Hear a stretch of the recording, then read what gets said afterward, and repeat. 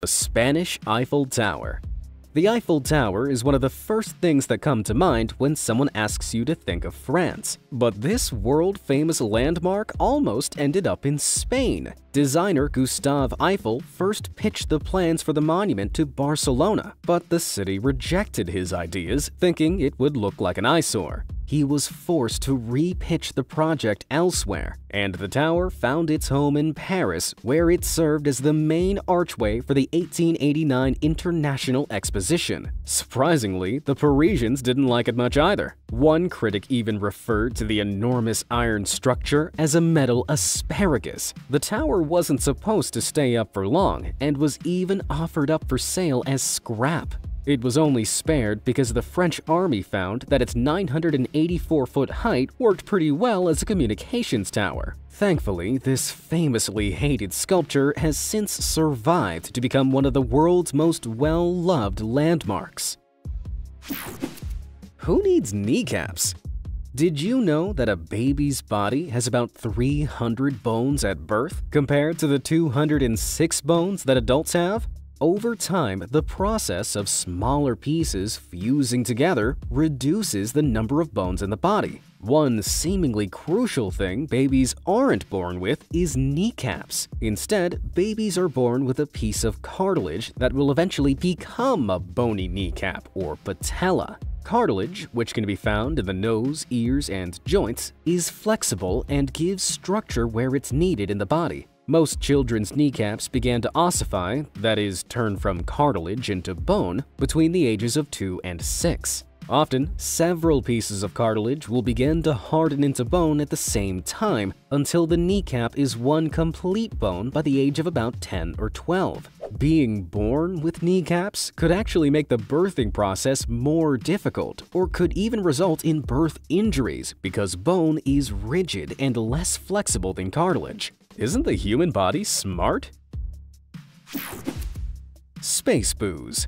Drifting 10,000 light-years from Earth in a constellation far, far away is a massive cloud of alcohol. The cloud, which was discovered in 1995 near the constellation Aquila, is 1,000 times larger than the diameter of our solar system. What's more, it contains enough ethyl alcohol to fill 400 trillion pints of beer.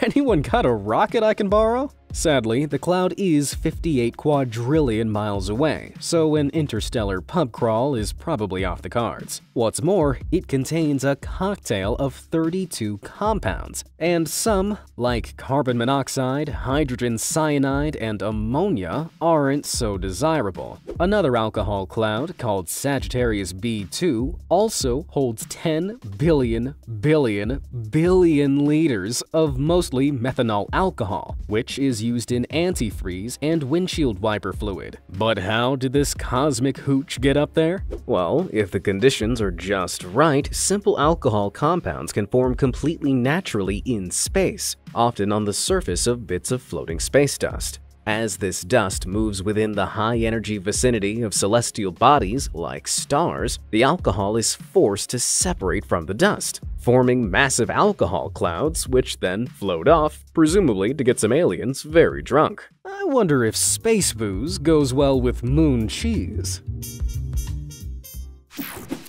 Use your head.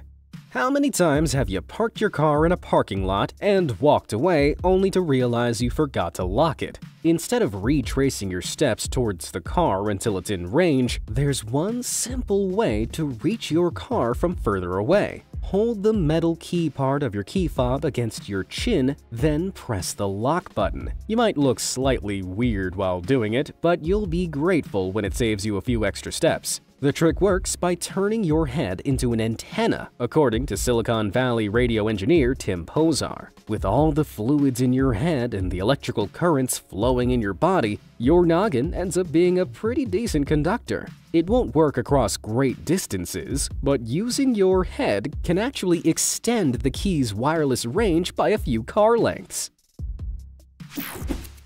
Battery hack. Most modern smartphones are supposed to have a great battery life, but it seems to me like they're always dying when you need them the most. Thankfully, there's one super simple way you can make the most out of your remaining juice. If, like most people, you carry your smartphone around in your pocket, then part of the problem might be that your pocket is too warm. You see, cell phone batteries do actually last a bit longer if they're kept cool. The average 98.6 degrees Fahrenheit body heat of a human being when transmitted through a cloth pocket to a cell phone inside is enough to speed up chemical processes inside the phone's battery. As a result, it runs down at a faster rate. The simplest way to keep your phone cooler is to carry it inside your bag or on a belt clip instead. And if you ever find yourself away from home without a charger, you can switch off your phone and pop it in the refrigerator to slow the battery losing charge. I don't recommend using the freezer though.